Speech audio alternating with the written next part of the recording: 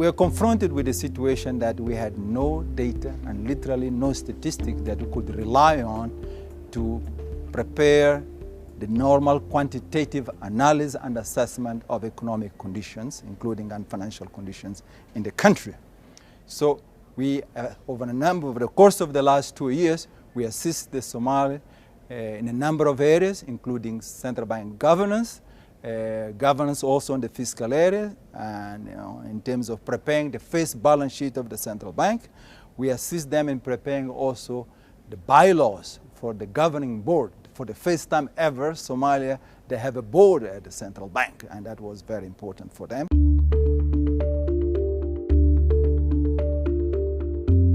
According to the UNDP, about 73% of the Somali population lives below the poverty line of $2 a day. That said, economic conditions have recovered significantly since the end of the Civil War, and in particular, in 2014, GDP is estimated to have grown by about 4%. Inflation remained low at about 1%. GDP in nominal terms, about 6.5%, leading to about a total GDP of about 5.7 billion. Now, what are the main drivers of growth in this economic activity? Livestock and fisheries have grown rapidly, and also the high contribution of the service industry, in particular communication, money transfer, and constructions.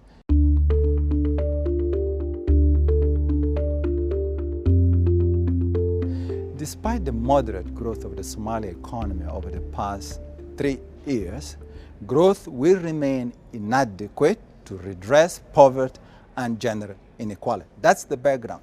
The risks are many in a fragile context. Some are outside their control, like global risk, and some are Somali-specific. Which one are the Somali-specific risks? Insecurity, foremost, is one. Weak institutions is one of them, and lack of data for a proper economic management, failure in undertaking a proper currency reform framework, and more importantly, poorly developed supervisor and regulatory framework for a highly informal financial system in Somalia.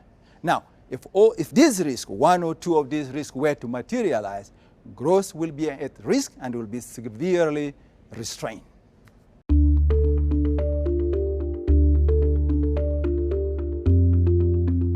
Sound institutions and good governance are critical to help restore public confidence in government. Among short recommendations, we have some addressed to the central bank and mainly focus on the role of the central bank as a sole manager of reserves, and also in its role as oversight and regulations of financial institutions. A number of other recommendations focus on the government, mainly about revenue mobilization and prioritization of expenditures. There are others, medium-term recommendations that are critically important for Somalia to be able to sustain its growth over the medium term. In particular, building proper economic and financial institutions, including the central bank and the Minister of Finance.